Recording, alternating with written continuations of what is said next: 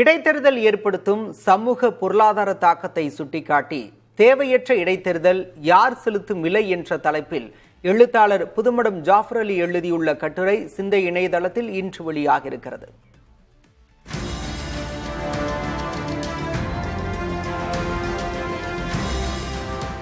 மரணம் அல்லது உடல்நலக் குறைவு போன்ற தவிர்க்க முடியாத காரணங்களால் இடைத்தேர்தல் நடப்பது ஜனநாயக நடைமுறை என்றாலும் சுய அரசியல் லாபத்துக்காகவும் பதவி ஆசைக்காகவும் மக்கள் பிரதிநிதிகள் ராஜினாமா செய்து இடைத்தேர்தலை உருவாக்குவது குறித்து இக்கட்டுரை தீவிரமாக கேள்வி எழுப்புகிறது.